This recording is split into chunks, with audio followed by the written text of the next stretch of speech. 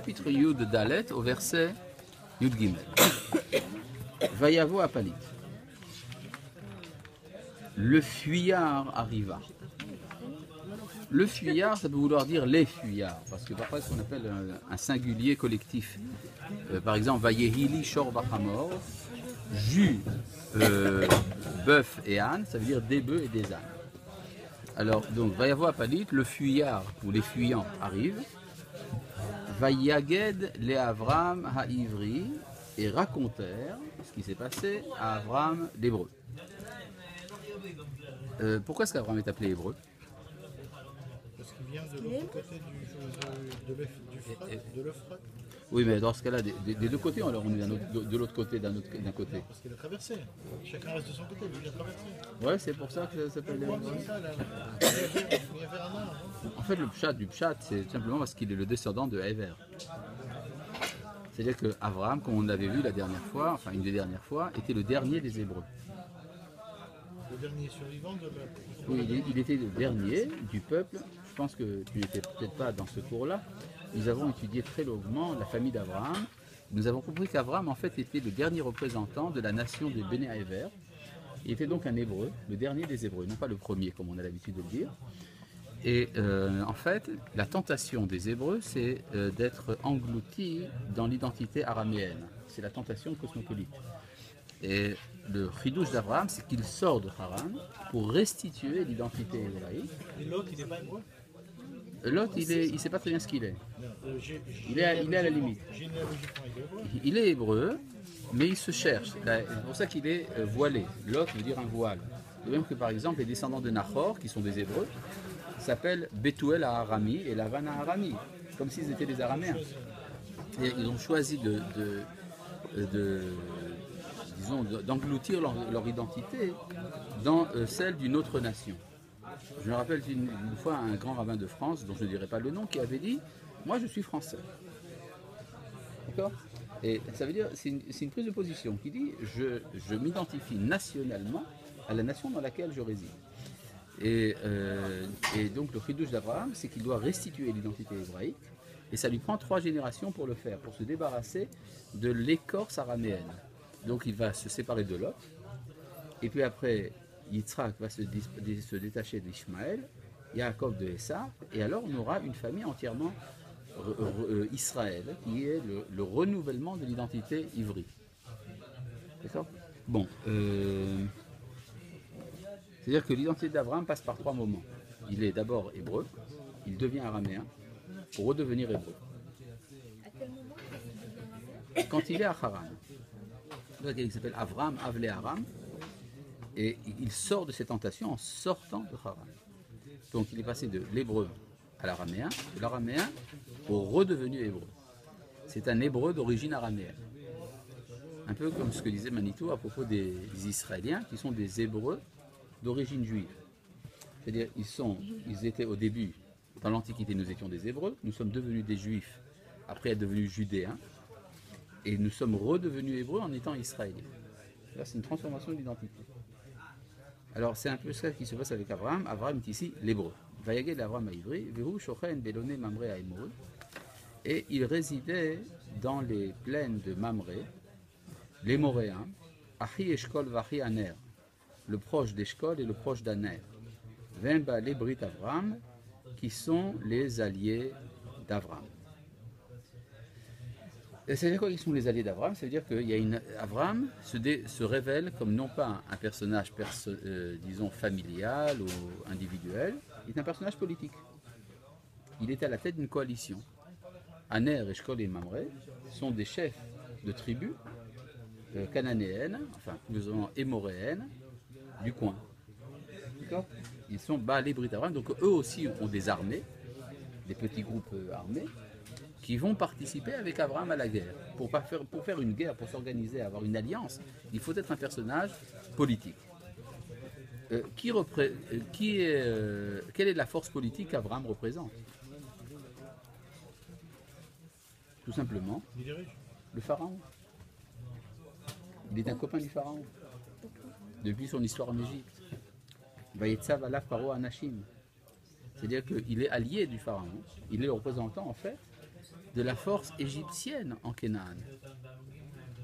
Vous vous rappelez très bien qu'on avait vu dans le trajet des 4 rois qu'ils évitaient de rentrer au-delà du Jourdain, justement pour ne pas entraîner un conflit, une conflagration à l'échelle du Proche-Orient tout entier, ce qui est l'équivalent d'une guerre mondiale, selon les termes de l'époque. N'est-ce pas? Vous vous rappelez de ça? C'est qui le palit? Le palit, d'après les Chachamim, c'est Og. Ah, Oui, Og. Ah, le géant. Oui, le géant. Il était petit. Ouais. D'après le Midrash, il voulait qu'Abraham parte en guerre pour qu'il y meure et qu'il épouse Sarah. C'est-à-dire que toujours cette tentation revient. Og n'est pas n'importe qui, Og est un tzaddik. Comment est-ce que c'est que Og est un tzaddik? Il a survécu au Maboul. Il a survécu au Maboul. Le Maboul, c'était à cause des péchés de l'humanité.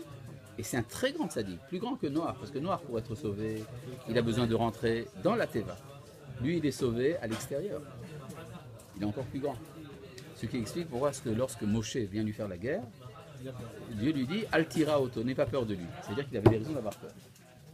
C'est-à-dire qu'il faut faire une distinction entre la manière d'être tzaddik selon Og et la manière d'être tzaddik selon Moshe. Et de comprendre pourquoi celle de Moshe est supérieure à celle de Og. En fait, c'est parce que justement, il avait aidé Abraham. Vous lui avez dit, c'est pour ça qu'il avait. Non, mais il a été sauvé du déluge. Donc c'est déjà sa petite coude très ancienne. C'est pas un des Néphilim? C'est un des Néphilim, oui, bien sûr. Mais c'est un tzaddik. Par exemple, les Midrashim disent que le déluge était à cause du péché de chair, Gamabrit. Et donc s'il a été sauvé, c'est qu'il était tzaddik de ce côté-là.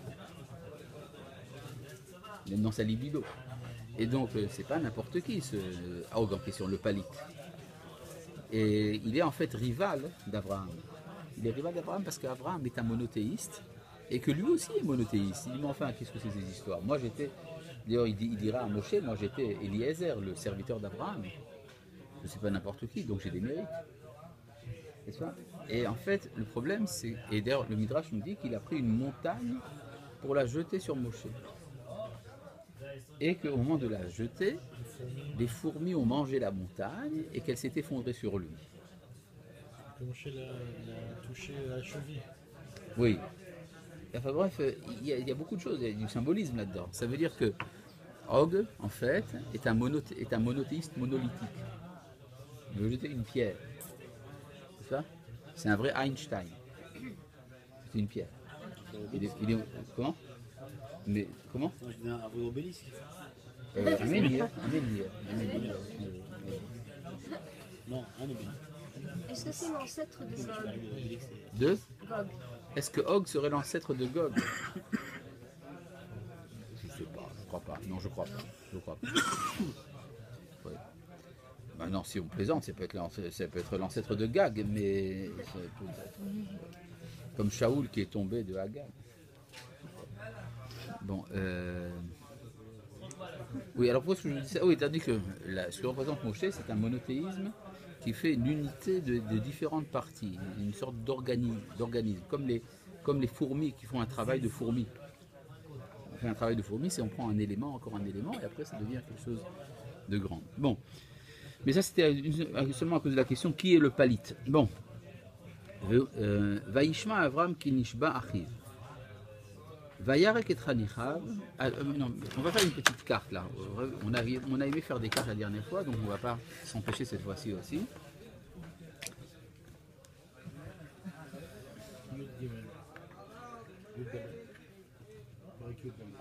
Pendant que vous dessinez, j'ai une question. Est-ce que actuellement il y a l'Iran et il y a l'Égypte? Oui. Est-ce que ce sont deux puissances qui montent en ce moment Oui. Et nous,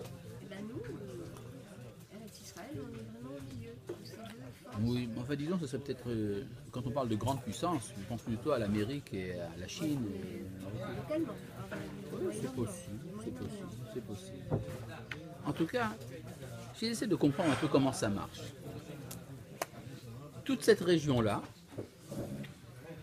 qu'on appelle la Transjordanie, a été décimée par les 4 rois. Il n'en reste rien, les populations sont exterminées. Presque totalement. Abraham, lui, habite à Hebron, mais il est à la tête d'une coalition locale de Aner, Eshkol et Mamre. Donc en fait, il a une influence sur toute cette région-là. On avait vu également qu'il avait des copains à Shrem, n'est-ce pas, qu'il avait laissé là-bas. Donc cette région-là, en fait, est inféodée à Abraham aussi. À part ça, il a également son lieu de culte permanent entre Bethel et Haï. Donc en fait, on voit qu'Abraham a quand même du travail, il a quand même une certaine influence politique sur cette région-là. Maintenant, qu'est-ce qui se passe là? Là, c'est décimé. Bon, on va voir ce que ça va donner. Vaishma Avram kinishba achiv. Avram apprit que son proche avait été fait prisonnier. Vayarek et Hanichav. Il arma ses recrues. Il y Beto, qui était né dans sa maison. Shmona Asar ou Shloshmot. Il a donc 318 soldats. Ils sont des soldats, ils ont également des familles, des enfants. Donc on parle ici seulement des combattants. C'est-à-dire qu'il y a quand même pas mal de monde autour d'Abraham. Vayechalek alehem laïla. Et il se sépara autour d'eux pendant la nuit. Il les a harcelés pendant la nuit. Huva Avadav, lui et ses serviteurs. Qui sont les serviteurs? Est-ce que les serviteurs sont les recrues? C'est pas le même terme. Ça veut dire qu'à part les Chanichim, il possède encore, il a à sa disposition encore pas mal de monde. Sans parler de Aner, Eshkol et Mamre, qui eux aussi amènent leur groupe, leurs troupes. Ça veut dire qu'en fait, il n'est pas impossible qu'il y ait quelques milliers de combattants qui partent avec Abraham, qui s'attaquent à une armée qui est victorieuse, mais qui est lourde. L'armée est victorieuse, mais elle a du butin, elle a des captifs, elle a donc... et ils ont fait la guerre. Donc ils sont fatigués, ils sont lents, et ils veulent partir, prendre la route pour la Babylonie. Par où est-ce qu'ils vont passer? Naturellement par la vallée du Jourdain, qui est le terrain plat. D'accord? Tandis qu'Abraham, lui, il a l'avantage d'avoir une force relativement agile, qui travaille de nuit, donc il va harceler les troupes de Kedorlaomer et tous ses copains, et c'est comme ça qu'il va finalement les vaincre. Qu'est-ce que c'est dire Aléhem ici? Avec Aléhem. Autour d'eux. Qui c'est eux? T'es dans leur mer? Ouais, Il est très loin si t'es. oui c'est vrai. C'est une particularité du texte biblique. À moins que ce soit sur les recrues, ce serait difficile à comprendre. Ouais, après ça raconte Vayakem, Vayardefem, c'est sûrement pas ses recrues. Donc... Oui, bon, je sais pas. Vayachev et kol harechouch. Ah non, pardon. Vayirdefem. Vayakem, il les frappa. Vayirdefem, il est poursuivi. Ad Chova, jusqu'à Chova, qui est à Asher Misemol et Damas, qui est à gauche de Damas. C'est-à-dire quoi à gauche? Au nord. C'est comme le nom de l'étoile polaire. Comment s'appelle l'étoile polaire? Éléonore. Comment ça s'appelle? Éléonore, Il est au nord. évidemment. Donc, Abraham va les vaincre.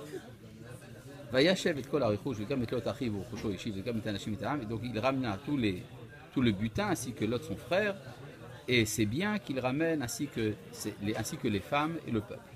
Une question, mais sur les Damasek, c'est Damas? Oui, Il est probablement. parti très très au nord. Il est parti très au nord, effectivement. C'est un point là, à peu près là. Il est arrivé jusque là. À Chova, qui est encore plus au nord. Donc il va très loin. Enfin, il va en fait dans la direction dans laquelle ils veulent aller pour revenir en Mésopotamie. Donc, Abraham, en fait, va maintenant s'emparer de toute cette région-là.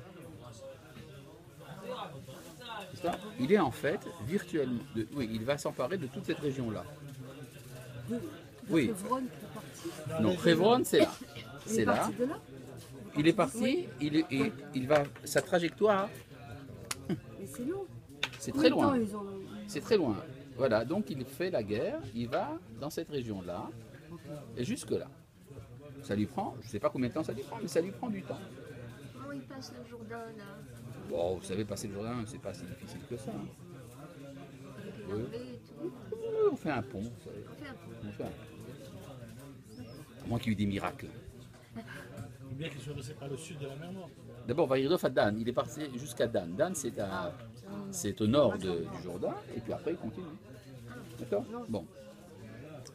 Donc il va très loin. En fait, il devient virtuellement le roi de Sodome.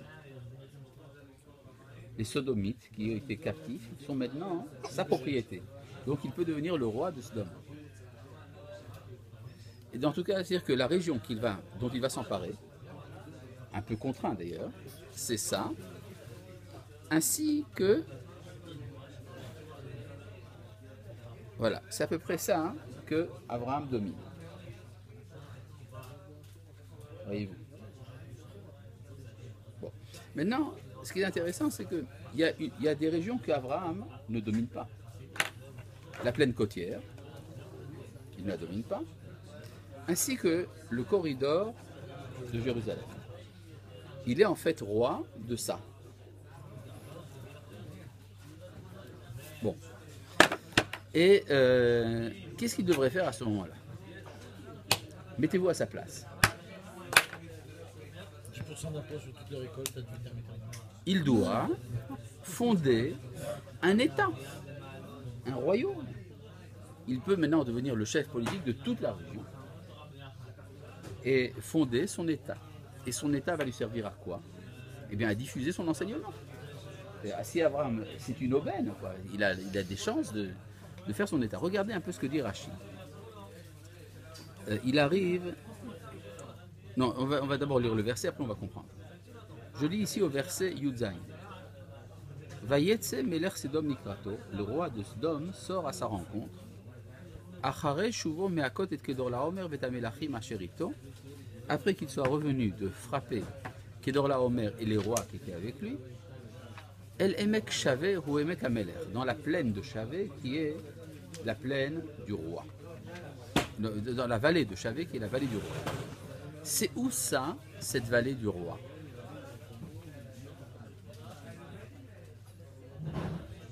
C'est écrit en toutes lettres.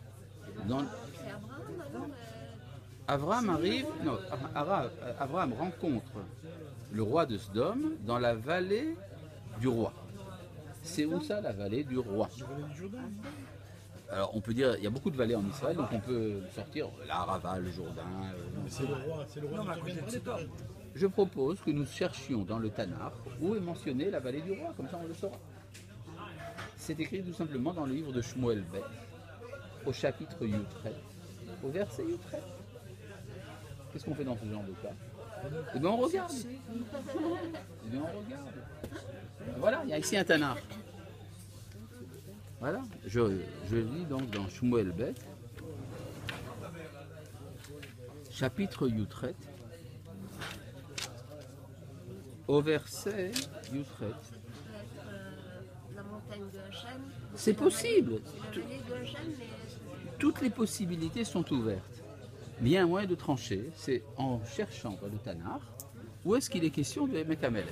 Qu'est-ce qu'on avait lu? Voyez Plou Shama. Oui. Mais l'Ardom, il est censé être tombé. Oui, tomber, ça veut dire qu'il est mort. C'est pour ça qu'il n'était pas mort, parce qu'il n'est pas mort. Exactement. Il s'est fait mal. Il y a un Isharim, Hera, Nassour, il en faisait partie peut-être de ceux qui restaient, puisqu'il est encore vivant. Oui. C'est-à-dire de nos jours, il n'est plus vivant. Il est probablement mort depuis longtemps, mais à l'époque, il était vivant. Alors, je lis ici, pour savoir ce que dit le Tanakh de quelque chose, il faut simplement le lire. Ve'avshalom,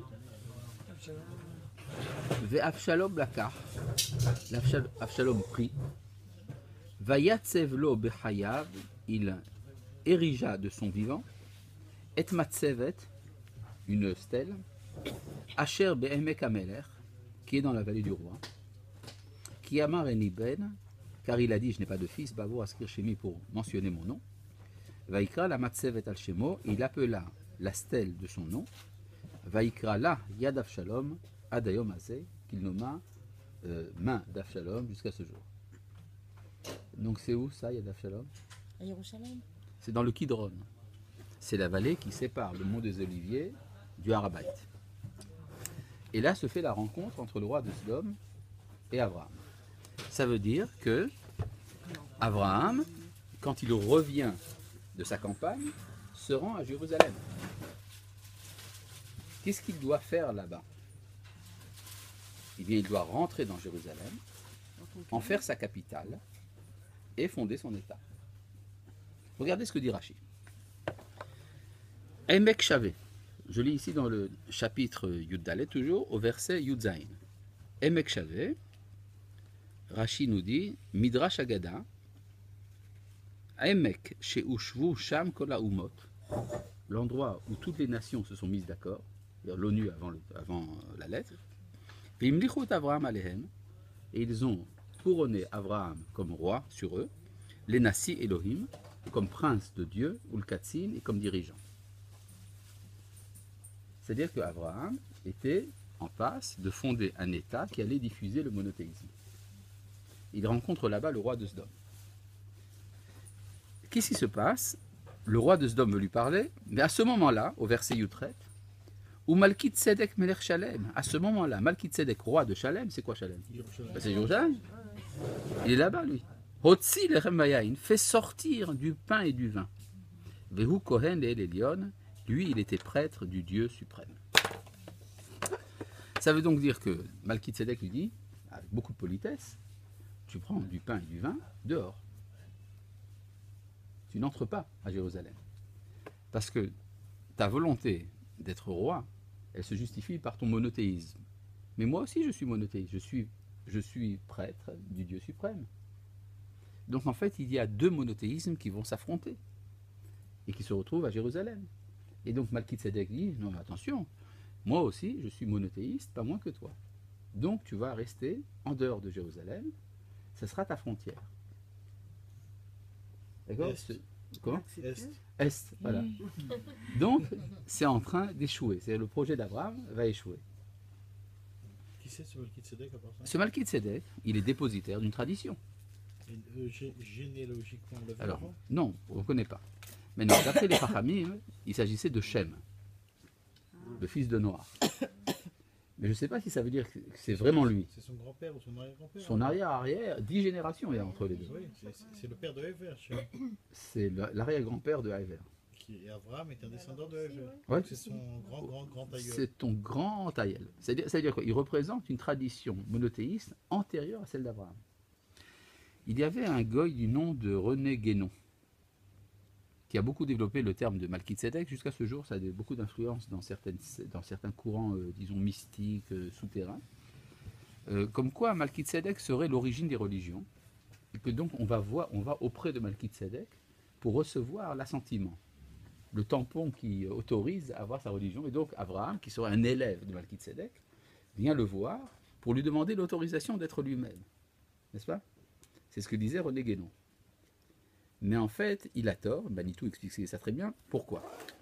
Parce que Vayevarichu Vayomar, il le bénit en disant, c'est Malkit Tzedek qui bénit Abraham. C'est-à-dire qu'il est supérieur à Abraham. Et qu'est-ce qu'il dit? Baruch Abraham, béni soit Abraham, Le'el Elyon, par le Dieu suprême, Koneh Shamayim Va'aretz, auteur du ciel et de la terre. Ou Baruch El Elyon, Asher Migen Tzarecha Beadecha. Et béni soit le Dieu suprême qui a détruit tes ennemis par tes mains. Vaïtenno Maaser Mikol, il lui donne la dîme de tout. Qui donne la dîme à qui? Probablement Abraham, qui donne à Malkit Tzedek, qui est un Kohen. À qui on donne le Maaser? À un Kohen. D'accord? Et donc pour l'instant, on voit une supériorité de Malkit Tzedek. À ce moment-là, intervient le roi de Sdom. Et il y a trois rois qui se rencontrent en fait. Malkit Tzedek, Abraham et le roi de Sdom, Béra, qui se rencontrent à quel endroit? À Emek Ameler. Emek Ameler, donc dans la vallée du Kidron, enfin côté du mont des Oliviers ou quelque chose de ce genre. Et là-bas, il y a une scène dans laquelle le roi de Sdom dit à Abraham, Vayomer Melech Sodom et Abraham, Ten li hanefesh varichush karlach. Donne-moi les âmes et prends les biens. C'est-à-dire qu'Abraham en fait peut lui dire ni l'un ni l'autre. C'est moi le roi de Sdom. Qu'est-ce que fait Abraham? Il ne veut rien, ni de cela, ni de ceci, ni de cela.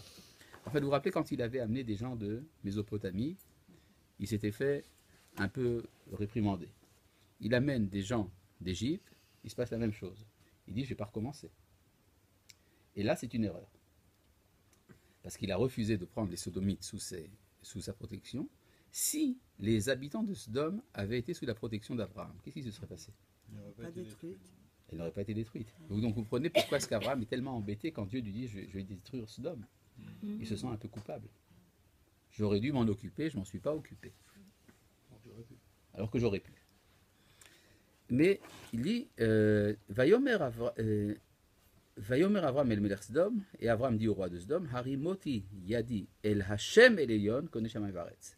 Je lève ma main, c'est-à-dire je jure à Hashem, qui est Dieu suprême, auteur du ciel et de la terre. Qu'est-ce qu'il a changé dans le style de Malkitzedek? Hachem, il dit Hachem. Hachem et Elyon. C'est-à-dire que l'élève est plus grand que le maître. Pourquoi? Parce qu'il a compris que le El Elyon, qui est un Dieu suprême, est également un Dieu qui est présent parmi les hommes. Ce que signifie le nom Yudke Vavke. Ça, c'est pas un peu en contradiction avec ce qu'on a lu cette semaine? Certainement. Ushmi Hachem lo nodati lahem. Pourquoi? Voilà, nodalo, puisqu'il l'appelle Hachem. Il n'y a pas écrit le Hodati, il y a écrit le Nodati. Et ça, c'est l'argument. Oui. Hachem, c'est l'argument qui fait que Abraham peut se prévaloir Une plus grande sagesse. d'une beauté ou d'une Exactement. C'est-à-dire que antériorité, mais de quelque chose de il surpasse son maître. Son maître parle d'un Dieu suprême qui est en haut de la pyramide. C'est quand même son maître, c'est quand même un Oui. intériné que ce soit Oui, bien son sûr. Mais c'est un maître qui appartient au passé. C'est-à-dire qu'Abraham, maintenant, fait avancer l'humanité de quelque chose de plus. maître. Et c'est uniquement sur ça. Enfin, je veux dire, c'est uniquement sur cette interprétation de. Ben oui, Pourquoi il refuse? oui, mais ça suffit c'est tout à fait suffisant. C'est-à-dire que, alors que Malkitzedek se présente au nom de El Elyon, ce qui nous a fait dire qu'il était le maître, si nous nous sommes permis de dire que Malkitzedek est le maître d'Abraham, on peut très bien dire que le fait qu'Abraham ait changé de style nous permet de dire qu'il a surpassé son maître. Son maître, c'est Rien ne dans nous le obligeait à dire qu'il était son maître, en fait. C'est dans ce nom, dans Oui. son nom qu'on le voit. Malki, c'est donc mon maître de. La justice. Donc voilà, Oui. c'est donc le maître d'Abraham. Non, mais ça, c'est. On en... Non Malki, Pourquoi vous dites c'est ça? Oui, pourquoi vous dites que Tzedek serait le nom d'Abraham? Non, Malki, Malki, ça veut dire mon roi. mon roi. Mon roi et la justice. Moi, juste. Oui. C'est-à-dire que, c'est-à-dire que le critère de comportement de Malkitzedek, c'est la justice. D'ailleurs, le roi de Jérusalem au temps de Yehoshua s'appelle Adoni Tzedek. Et le dernier roi de Jérusalem s'appelait Tzidkiyahu. Et le prophète Ézéchiel dit que le Mashiach s'appellera Hachem Tzidkenu. C'est-à-dire, et le prophète Isaïe dit que à Jérusalem, Tzedek Yalinba, la justice y passait la nuit. Ça veut dire qu'il y a une tradition, disons, tout au long de l'histoire, que Jérusalem serait le lieu de la justice. Ouais. Bon, donc, où est-ce qu'on était? Il y a quelqu'un qui avait une question? Oui. Non, mais Oui. je rebondis sur Hachem. À quel moment est-ce qu'on voit ça? On voit ce nom de Dieu apparaître? Eh bien ici. C'est la première. Non, c'est pas la première fois. Mais c'est la première fois que c'est employé par Abraham en opposition au discours de Malkitzedek. D'accord. Maintenant, pour ta question à propos de Ushmi Hashem Onodati, ça c'est tout un sujet à étudier, mais ça, c'est, si tu veux, on peut rentrer dans le détail de la parasha de Vaïra. Non. Non, Je mais- voulais juste comprendre le pshat. Non, non. Ushmi Hachem lo nodati Il y a lahem. pas dit le Hodati. Rachid d'ailleurs fait la remarque. C'est pas Lo qu'il- nodati, ça veut dire il ne le connaissait pas? Regarde une petite seconde à la parasha de Vaïra, si déjà on en parle. Dans le livre de Shemot. Dans le livre de Shemot, chapitre Vav, au verset. Guillemets. Oui, Gimel. Vaïra, El Abraham, El Yitzhak, El Yaakov, Be'el Shaddai, Ushmi Hashem lo nodati lahem. Ce qui n'est pas de l'hébreu. Il y a un problème grammatical. Parce qu'on dit, on devrait dire Uvi Shmi Hashem lo nodati lahem, si on devrait mettre un bet après le vav. Lo nodala.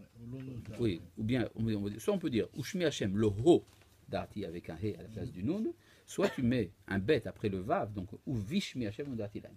Alors effectivement, Rabbi Avraham Ben Ezra explique que le bet de Be'el Shaddai est à mettre en facteur, et donc il se rapporte également au mot Shmi. Moshe Chatzmo Vacherimo, c'est un principe grammatical de Rabbi Avraham Ben Ezra. Mais Rachid dit pas comme ça. Il faut voir un peu les ta'amim. Qu'est-ce qu'il y a écrit au-dessus du Shem Havaya, au-dessus de Hashem? Ushmi Hashem, qu'est-ce qu'il y a écrit au-dessus de Hashem? Zakef Katon. Zakef Katon. Ça veut dire, je suis apparu à Avraham, Isaac et Yaakov en tant que El Shaddai. Rashi, celui qui donne des promesses. Ushmi Hashem, mais mon nom, c'est Hashem, virgule. celui qui accomplit ces paroles. Conclusion, l'onodat ilahem. D'accord? C'est comme ça qu'il faut le dire. Enfin, j'ai donné un petit bout de ce qu'il faut comprendre là-bas. Rachid est énorme dans ce passage. Donc, en fait, Abraham refuse de dominer Sodome. Verset Kaf Gimel. Im michut ve'at seroch na'al.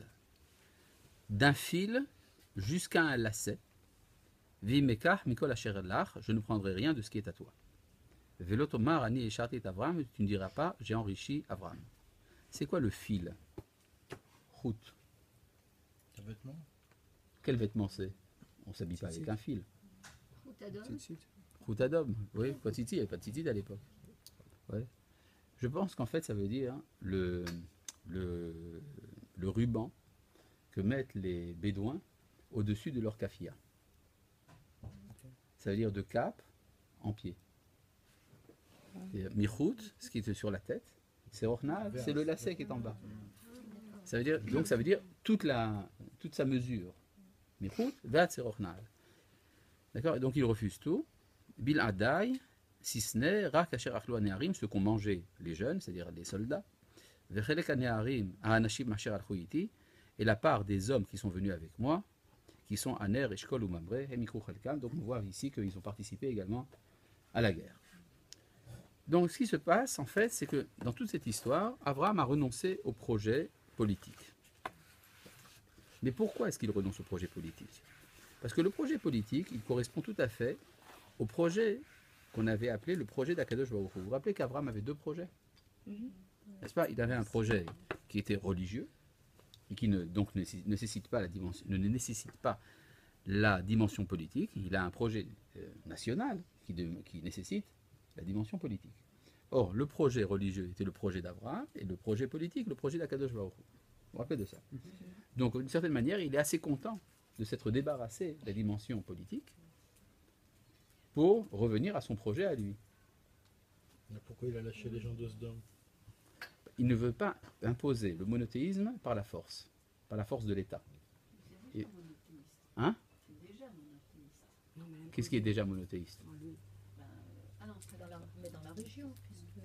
Il est monothéiste, Abraham. Il veut bien les convaincre, mais il veut les convaincre par la persuasion. Mais en ce qui concerne Salem, c'est-à-dire Jérusalem, Oui. il n'a pas voulu essayer de gagner cette ville-là, qui était a priori... Disons que tout le monde l'a invité à le faire, d'après ce que dit Rachid. C'est, Elle était déjà monothéiste, c'était même pas une question de changer... oui, et bien justement. Et alors, le monothéiste antique va empêcher Abraham de fusionner avec lui. Il lui dit, tu vas recevoir du pain et du vin, mais à l'extérieur. Mais lui, il n'a pas voulu s'opposer à... Il ne pouvait pas s'opposer, au nom de quoi? Il ne voulait pas faire la guerre. Il va faire la guerre à monothéiste. Ça ne se fait pas. Bon. C'est quoi cette histoire de l'Otomar Ani Sharti et Abraham? C'est quoi cet argument? Parce que, Apparemment, enrichi Abraham, ça l'a pas dérangé. si, ça l'a beaucoup dérangé, justement. Il a déjà l'expérience de ce que ça veut dire. Alors il dit, on recommence pas. Mais non, mais on parlait des hommes, là on parle de Léachi, on parle de Rafatsim. La même chose. Il a reçu également de l'or et de l'argent. Or, quand on a de l'or et de l'argent, on achète des gens aussi. Il ne veut pas être redevable à Sodome de quelque chose. Ça se comprend. C'est-à-dire tu donnes de la puissance à quelqu'un quand tu reçois de lui. Ahar adevarim haele, et après ces événements-là, c'est-à-dire après quoi? Après la victoire. Et qu'il est Des varim, c'est refusé. les mots d'habitude, non? Des mots, oui, ou bien des faits. En tout cas, le mot achar, qui veut dire en hébreu après, il y a deux mots en hébreu pour dire après. On dit soit achar, soit acharé.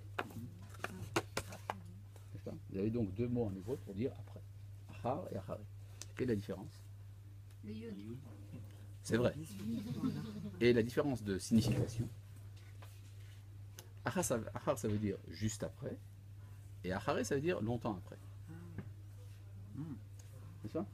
Ah, parce que c'est un pluriel, acharé. D'accord? Donc c'est des après des après. Là, c'est après, immédiatement. C'est-à-dire que ce qui se passe maintenant est la conséquence directe de ce qui s'est passé plus haut. Achar adevarim haele. Maintenant, rappelez-vous, il y avait donc une bataille gigantesque Ça fait très peur, une bataille gigantesque. Mais Abraham a gagné. Donc Abraham, maintenant, se sent en sécurité. Après la victoire, Ayad Varachem el Avram Bamachaz est mort. La parole de Dieu fut adressée à Abraham dans une vision en ces termes. Altira Abraham, n'aie pas peur Abraham.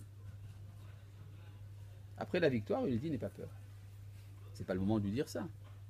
Il faut lui dire au moment où la guerre va commencer. C'est là qu'il devrait lui dire n'aie pas peur. Là, il a gagné. Il ne parle que d'argent là. Oui, mais Hein par contre, il Il faut. parle que d'argent. Quoi d'argent? Altira, Anochi Magen Srach. J'ai pas encore lu, j'ai pas lu la suite. N'aie pas peur, je m'occupe de ton portefeuille d'action. C'est ça qui est écrit. Je sais pas. Peut-être. Anochi Magenlar, je te protège. C'est plutôt n'aie pas peur, même si tu ne fais pas ce que je te demande de faire, non? Parce qu'en fait, il refuse de faire le plan Oui. de. Et pourquoi donc il n'aurait pas peur de ça? Justement, au contraire. À mon avis, il lui dit n'aie pas peur d'avoir gagné. N'aie pas peur d'avoir gagné. Parce que quand on a gagné, il y a un problème. Il y a plusieurs problèmes qui peuvent se poser d'après les Midrashim, mais ici au moins 3 problèmes qu'Abraham avait justement du fait de la victoire. Le premier problème, c'est que peut-être ils vont revenir. Ils sont partis, ils vont peut-être revenir. Deuxième problème, Abraham a peur pour sa récompense. Il dit j'ai gagné, donc mes mérites sont perdus. C'est Chachar Vemeot, ça vient lui dire n'aie pas peur, tu as des mérites. D'accord? En fait, il y a aussi un autre problème, beaucoup plus grave, c'est que, en ayant gagné, Abraham est devenu le méchant israélien victorieux. Ça, les juifs, ils ont toujours des problèmes avec Victor. Donc, s'il a gagné, son message ne pourra plus être diffusé. Il est trop fort. C'est le Kovetch. C'est le Kovesh. Et donc, Dieu lui dit, non, ne t'en fais pas, parce que ton projet à toi, il est effectivement maintenant ruiné. Mais mon projet à moi, ça va encore marcher.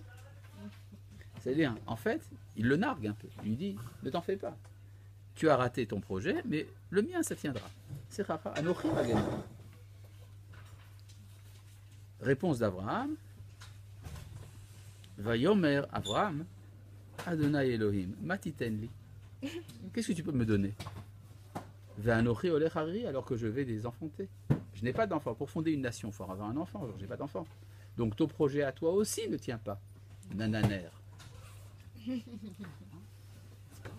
D'accord? Ouved Meshek Beti est l'intendant de ma maison. Ou Damesek Eliezer, c'est Damesek de Eliezer de Damas. Ça veut dire quoi? Ça veut dire que celui qui va continuer mon projet, c'est mon élève, pas mon fils. Donc ça va devenir une religion et pas une nation. Mais il ne le dit pas expressément. On peut dire qu'Abraham n'ose pas vraiment dire. Il dit voilà, j'ai pas d'enfant et j'ai un élève.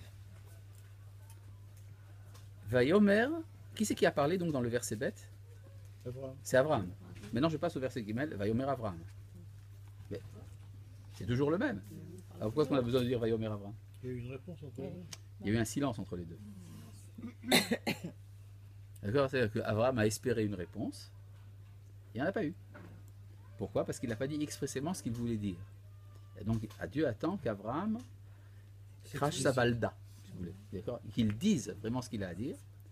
Vayomer Abraham, Hen lilo natata zara, tu ne m'as pas donné de descendance.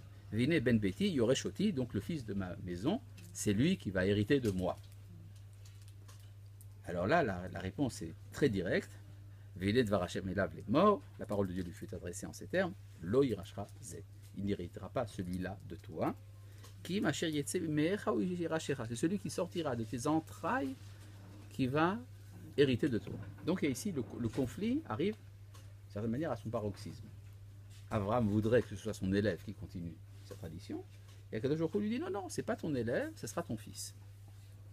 C'est-à-dire qu'il y a ici opposition entre les deux projets. Le projet d'une diffusion destinée à tout le monde et d'une diffusion uniquement au sein de sa famille. Or, ça choque énormément la conscience morale d'Abraham. Il dit c'est du racisme, ces histoires-là. C'est quoi se concentrer autour d'une nation, ce particularisme?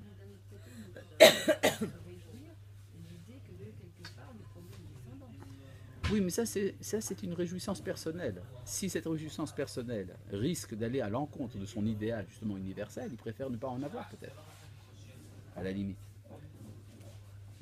D'accord? C'est-à-dire que son intérêt, Abraham est un personnage idéaliste, donc il est prêt, disons, à ne pas avoir d'enfant. D'accord? Mais pourtant, il a l'air de s'en plaindre quand il dit Veine ben beti yoreshoti. Ça fait partie de sa plainte. Qui dit que c'est une plainte? Matitenli. Il n'y a pas ici d'intonation dans le texte. Non, mais le matitenli, ça veut dire Qu'est-ce que tu peux me donner? Tu dis que tu vas me ce que je veux, tu je l'ai pas. ce que je veux, ou bien ce que toi tu veux. Parce que Abraham dit, du point de vue de la nature, j'ai pas d'enfant. Donc tu peux rien me donner. Pour une raison très simple, c'est qu'Abraham ne croit pas au miracle. Oui, on a l'habitude, nous autres bons juifs, religieux, de bonne famille, de se dire que le miracle, ça va de soi. Il faut comprendre que pour Abraham, il est tout à fait probable que croire au miracle, c'est blasphématoire. Pourtant, il était Parce déjà que entré non. dans la fournaise. Ah oui, c'est écrit où ça? Dans la mort. Ah, d'accord. Mais c'est pas écrit dans la Torah. Il est rentré dans une fournaise midrashique. D'accord? D'accord, oui. D'accord. Ça brûle moins. Oui, mais en tout cas, ça veut dire que Abraham considère que dire que la nature pourrait se transformer, c'est une forme de blasphème. Parce que Elohim, c'est le Dieu créateur de la nature. Donc dire que la nature va changer, c'est contraire à la Emouna. D'accord? Vous avez compris? Oui. Quoi? Dire que la nature peut changer, ça voudrait dire que le projet d'Akadosh Baruch Hu peut se détériorer. Ce qu'on a l'habitude de dire, c'est merveilleux un miracle. Pour Abraham, un miracle, c'est pas une bonne chose. Mais pourquoi si ça change, si c'est fait par Mais qui vous a dit que Dieu fait des miracles? Même s'il en fait pour Hazal, c'est pas bon non plus. Oui, d'accord, mais non, mais Chazal savent qu'il en fait. Tandis qu'Abraham ne sait pas que Dieu fait des miracles. D'où est-ce qu'il le sait? Nulle part, depuis la création du monde, on n'a jamais été témoin d'un miracle. Oui, mais il peut quand même se dire Que tout à chacun qui fait quelque chose peut le défaire ou peut le changer. Ou Oui, peut mais ça l'améliorer. c'est Justement, un t'as chidouche Hachem. auquel vous êtes habitué, parce que depuis qu'il y a eu des miracles dans l'histoire, alors vous arrivez à penser comme ça. D'accord? Vous avez dit détériorer. S'il y a Oui. changement, il y a détérioration. Bien sûr, Pour le quelle cha- raison? Parce que le changement, ça détériore ce qu'il y avait avant. Ça l'améliore. D'ailleurs, c'est ce que disent les Chinois. Ça peut l'améliorer. Ah, ça, c'est une vision occidentale des choses. C'est-à-dire, vous pensez que à partir du moment où quelque chose se transforme, il peut se transformer en mieux. À moins de dire que abolir la fixité, c'est déjà une détérioration. C'est un mal. D'ailleurs, En ce qui concerne les lois de la nature, c'est évidemment un mal. je sais pas. Parce que- Imagine par exemple que tu tombes d'une falaise. Tu tombes d'une falaise, tu aimerais bien que les lois de la nature changent. Oui et non. Parce que ça devient insondable et donc il n'y a plus de libre arbitre ni de responsabilité. d'après Oui, il y a ça aussi, d'accord. Mais enfin, mais disons que momentanément, on se dit que ce serait quand même chouette. Oui, ça peut être sympa. oui. Oui. Hein, oh, que pour un. C'est là où le miracle intervient. Que le Le miracle. miracle à l'intérieur, justement. Mais le miracle, vous avez l'habitude des miracles, mais il faut savoir qu'Abraham ne connaissait pas les miracles. D'accord? Il a gagné la guerre, c'était quand même. Non, Si, il a gagné la guerre. Il y a plus du C'est monde. très quoi. Il y a eu, bien non, il y a aussi. eu de la providence, pas la même chose. La providence, ça veut dire que Dieu est intervenu sans changer les lois de la nature. C'est-à-dire, il a quand même tiré des flèches, il a quand même tiré l'épée, et ça. Bon, alors, il a eu l'avantage. Maintenant, on peut dire que cet avantage, c'est miraculeux dans le sens où il a eu une très grande poussée par Akadosh Baruch Hu. Mais il n'y a pas eu, les lois de la nature n'ont pas changé. C'est-à-dire, rien ne dit que le stérile peut devenir fécond. Le miracle, c'est la miracle. Hein? On le verra plus tard. Quoi? Ouais, quand il va voir. Ah d'accord, mais pour l'instant, il ne le sait pas. Non, mais c'est pas Non, extraordinaire de gagner une bataille. Non, non. Quelque chose qui arrive au pire mécréant. Hein. Oui, puis il y a toujours un qui gagne. Bah oui. Pas un miracle, à chaque gagnant, fois il y a qu'il y a le une guerre. Pas chaque guerre donne un miracle. Donc c'est pas pour lui. c'est Non, pas mais on pour dit que la moitié des équipes de sport qui jouent le Shabbat perdent. C'est la Tandis que la moitié des équipes de sport qui jouent en rôle gagnent. Oui, c'est la pure vérité. une balance. là. Oui, d'accord. Oui. Il y avait quelqu'un à Jérusalem qui se faisait payer 500 shekels pour annoncer aux femmes enceintes si ce serait un garçon ou une fille. Il s'engageait à rembourser si c'était faux. Facile. Je gagne Génial. 250 shekels par grossesse. Ouais. C'est excellent. Ouais. Bon. Ve'inet dvar Hashem elav lemor, et la parole de Dieu lui est adressée donc en disant L'ori shazeki masher yitzeh mecha u'irashecha, vayotze oto achutza. Il le fit sortir en dehors. En dehors de quoi? De sa conception confinée du monde. Certainement. Non, c'est certainement vrai. D'ailleurs, regardez ce que dit Rashi. Achutza, Rashi dit quelque chose de merveilleux. Les filles pshuto, otsio meoalo, il l'a fait sortir de sa tente. Mais en fait, rien ne dit qu'il était dans une tente. Meoalo, la chutza, l'irot akoravi. Ou les filles midrasho. Il lui a dit, sors de ta conception astrologique. Et puis après, regardez à la page d'après, davar acher, otsio mehalalo shel olam. Il l'a fait sortir du monde, du cosmos. Halalo shel olam. Veigli olemala min hakoravim. Il a fait monter au-dessus des étoiles. Vezeu leshon habata. Il lui dit habetna hashamayma. Regarde en direction du ciel. Habata, ça veut dire regarder vers le bas. C'est-à-dire qu'il a fait monter au-dessus de la voûte céleste pour qu'il puisse compter les étoiles. Vous y croyez, vous? Ça veut dire qu'il y a une mazal d'Israël d'habitude, c'est comme ça qu'on explique. Bien sûr que c'est vrai. C'est dans une vision. Dans une vision, tout est possible. Vous pouvez parfaitement rêver que vous sortez de la voûte céleste. Qu'est-ce qu'il a dit que tes descendants seront plus nombreux que Oui, les grains de sable oui. et les étoiles du ciel. Oui, d'accord, mais c'est ce qu'il va dire par la suite. Mais ça veut dire qu'il le fait sortir au-dessus du ciel. Ça veut dire qu'il lui montre comment il peut dominer le déterminisme naturel. N'est-ce pas? Vayomer habetna shamayma, il lui dit regarde en direction du ciel, ou sfora kochavim, et compte les étoiles. Im tuchal lispor otam, si tu peux les compter. Vayomer lo koyezarecha, il lui dit ainsi sera ta descendance. Non, j'aime comprendre. Il lui dit compte si tu peux compter. Ça veut dire, c'est rhétorique, ça veut dire tu ne peux pas les compter. Mais alors ça veut dire si tu ne peux pas les compter. Alors ça veut dire quoi ta descendance sera comme ça? Parce que quand on dit qu'on est comme les... Non. Quand on est comme les étoiles, ça peut vouloir dire deux choses. Ça peut vouloir dire comme les étoiles quantitativement, en nombre. Ça peut vouloir dire comme les étoiles qualitativement. Les étoiles sont lumineuses et inaccessibles.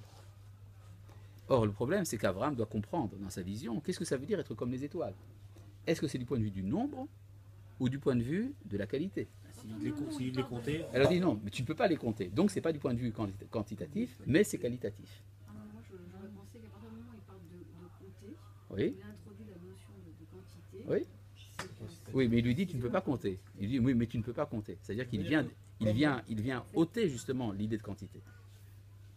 C'est pour ça qu'on voit dans la Torah que Dieu nous dit Atem amat mikol ha'amim, vous êtes le moins nombreux de tous les peuples. C'est ça? Hachem Loïs Merov quand même. Oui, d'accord, il y a les deux. Mais est-ce que ça veut dire ici? Ici, ça veut dire compte si tu peux. Or, tu ne peux pas. Et implicitement, ça veut dire ce n'est pas du point de vue du nombre que ta descendance sera comme les étoiles. All Stars. C'est ça? Alors maintenant, regardez, il y a ici une petite phrase surprenante. Des étoiles. Maintenant, la phrase extrêmement problématique, qui a fait verser beaucoup d'encre par Rashi et par Ramban, Vehemin Bachem, et il crut en Dieu. Je ne croyais pas. Non, de ce qu'il vient de lui dire. Quoi, mais dis-moi, si tu es prophète et que Dieu te parle, c'est un chidouche que tu le crois? C'est ce que dit le Ramban. Le Ramban dit il ne comprend absolument pas. En quoi? Et la suite encore pire. Alors maintenant, non, la suite c'est intraduisible, justement, parce que Rashi et Ramban ne sont pas du tout d'accord. Mais Vayar Shevealo Tzedaka, il lui considéra pour lui comme une Tzedaka. Le mot Tzedaka a deux sens différents en hébreu. Et qui c'est qui a considéré pour qui? C'est pas très clair du tout. Mais qu'est-ce que dit Rashi? Vayar Shevealo Tzedaka, je vais vous dire selon Rashi comment lire le verset. Et Dieu a considéré cela pour Abraham comme un mérite. Le mot tzedaka peut vouloir dire en hébreu un mérite. Comment? Oui, qu'il croit en Dieu. Alors, oui, alors, le fait qu'Abraham ait eu la foi en Dieu, ça lui est imputé comme un mérite. Alors le Ramban monte sur ses très hauts chevaux. Oui, non seulement ça, le Ramban est très en colère contre Rashi, il ne dit pas pourquoi. Il dit mais on ne peut pas penser comme Rashi. Qu'est-ce qui gêne le Ramban? Et parce qu'il Et une croyait option déjà qu'il en ne Dieu croit pas. avant. Oui, la première question. Oui, deuxième, en fait, il y a quelque chose de beaucoup plus profond. Ça veut dire qu'il y aurait un mérite de la foi. Le mérite viendrait d'avoir la foi. Ça vient d'où ça? Kol bidei shamayim, faut que- Non, c'est dans le christianisme. Vous avez vu? Le christianisme affirme que le mérite de l'homme, ce n'est pas les actes, mais c'est la foi. C'est la foi qui sauve, et ce n'est pas les actes qui sauvent. Non, mais là c'est réducteur. C'est pas parce que le fait dans ce cas de croire est un mérite que c'est le seul mérite ou le mérite principal. Dafka le passage en disant que c'est un mérite, il a peut-être cité une exception. Le judaïsme considère tous les actes comme des mérites lorsqu'ils sont méritants, et ici par exception, et c'est pour ça qu'on le cite, cette Mais pourquoi? fois-là- Et dans ce cas-là, il faudrait expliquer pourquoi cette exception. Mais on D'accord. ne peut pas en tirer la conclusion que si ceci est un Mais mérite, quand tu dis que c'est une exception, c'est justement, ça ne fait que renforcer ce que je dis. Pour que ça marche, il faut que ce soit exceptionnel. oui. Et donc, il faut comprendre en quoi c'est exceptionnel. On veut maintenant justifier Rachid, des attaques de Ramban. Oui. D'accord, on va le justifier, t'en fais pas. Ramban, il J'espère avait que j'aime quand même beaucoup attaqué Rachid et le réduire. Non, ben, Ramban, il ne se gêne pas. Il se gêne pas. Il y a beaucoup d'endroits où il attaque Rachid. Il a ses raisons d'ailleurs. Il a ses raisons. Également, il a ses problèmes à Barcelone avec les Dominicains, etc. Il a ses problèmes. Mais, Et moi j'ai quand même une question. Tout ça, Oui. ça se passe dans Machazé. oui, Le Machazé, c'est un rêve.